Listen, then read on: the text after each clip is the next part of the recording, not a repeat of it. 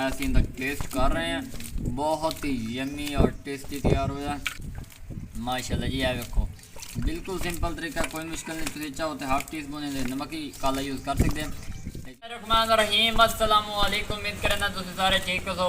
तो अज अपना भाई मोहम्मद बिलाल तुहाडी खिदमत हाजिर है। अल्लाह के फजल और करम के नाल उम्मीद करना तुम भी ठीक हो।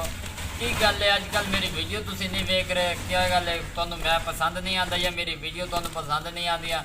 इतनी बेरुखी नाल तुसी अद्धी वीडियो भी अद्धी वेख के छोड़ जाते हो। अल्लाह के बंदे मैं इतनी मेहनत करें ना, धुप्पां च खलो के वीडियो तैयार करें ना, सिर्फ तुहानू अट्रैक्शन का, तुहानू खुश करन का, ताकि तुहानू अच्छी तो अच्छी फीलिंग मिले, अच्छी तो अच्छी रहनुमाई तुहानू दी जा सके। बाकी मजीद तुहानू रिक्वेस्ट ही कर सकते हैं, और तो असीं कुछ कर नहीं सकते। बाकी अज असीं अपनी यूट्यूब फैमिली का बहुत मज़ेदार डिश बना रहे हैं।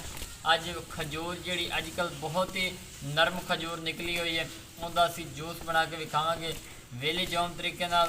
इंशाल्लाह तुहानू मज़ा आएगा। तो बिना टाइम वेस्ट करे असीं चलने हैं वीडियो की तरफ और तुहानू अपनी चीज़ां विखाइने हैं। वीवरां दे विच खजूर हैगी है, नरम खजूर जिहड़ी इस्तेमाल की जाती है, असीं वो यूज़ करांगे।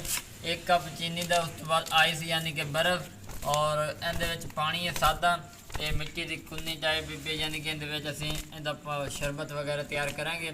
तो हुण असीं शुरू कर रहे हैं। बिस्मिल्लाह रहमान रहीम। आ खजूर जिहड़ी है पे इहदे असीं जिहड़ियां उतलियां गुठलियां ना, इन्हां दे उतों उतार लैंदे आ, उतार के तो फिर तुहानू विखाइने आ। अल्हम्दुलिल्लाह वीवर चेक कर लो, असीं इन्हां दी बिल्कुल खूबसूरत जी कटाई कर ली, विचों इहदे गिकड़ां वगैरह कर ली, उतले छिलके भी ला लेने। हुण असीं इहदे विच ना शीरा जी तैयार करेंदे पए हैं, ताकि वो अलग बना लैसों। तो जी खजूर इनू असीं मशीन ग्राइंड कर लवांगे, ताकि इहदा जिहड़ा शरबत टाइप वो तैयार हो जाएगा। हुण असीं इहदे चीनी पैंदे पे। बिस्मिल्लाह रहमान रहीम। अद्धा कप असीं इहदे चीनी पा दी है। हुण चीनी नूं असीं अच्छी तरह मैल्ट करेंगे तो फिर तुहानू विखाइने। अल्हम्दुलिल्लाह अल्हम्दुलिल्लाह वीवर चेक कर लो, शीरा जी असीं तैयार कर लिया। हुण असीं खजूर नूं अच्छी तरह ग्राइंड करेंगे, वो बना के तो तुहानू विखाइने। अल्हम्दुलिल्लाह वीवर चेक कर लो, बहुत ही मज़ेदार मिठा पानी साडा जिहड़ा चीनी वाला बन चुका है। हुण असीं इहदे विच खजूर वाला सफूफ पैंदे पे। बिस्मिल्लाह रहमान रहीम। माशाअल्लाह सुभान अल्लाह जी। असीं पा दिता है। हुण असीं अच्छी तरह विच मैल्ट करेंगे। इस तरह तुसीं इहनूं तैयार करना। बहुत ही ठंडा हुंदा है, मैदे और जिगर कण तुसीं एक बार ट्राई जरूर करो। गर्मी दे विच ना बहुत सस्ती खजूर है, ये तुसीं बना के घर सेफ भी कर सकते हो, महीना 2 महीने का। हुण ठंडा पानी तो बर्फ़ पैंदे पे। बिस्मिल्लाह रहमान रहीम। आया असीं इहदे पा दिता है, इन्हूं असीं अच्छी तरह मिक्स कर लेंगे। बिल्कुल ठंडा है पे, मैदे और जिगर कण बहुत ही मुफीद है, एक बार ट्राई जरूर करो इंशाल्लाह।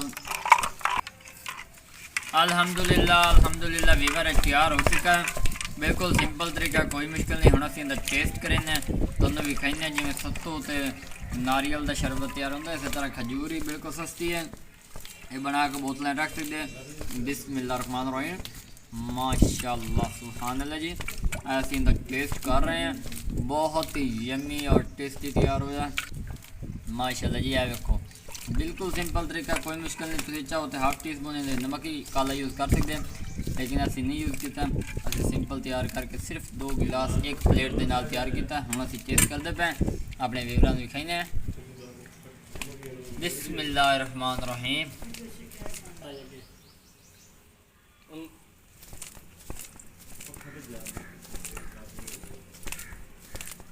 अल्हम्दुलिल्लाह अल्हम्दुलिल्लाह व्यूअर बहुत बहुत मज़ेदार जूसी शरबत तैयार होया। अगर वीडियो पसंद आए तो जनाब चैनल को सब्सक्राइब लाइक शेयर ज़रूर कर देगा। बहुत सारी दुआओं के साथ मोहम्मद बिलाल को इजाज़त दें। एक नई वीडियो में मुलाकात होगी। अपना ख्याल रखना। अल्लाह हाफिज़।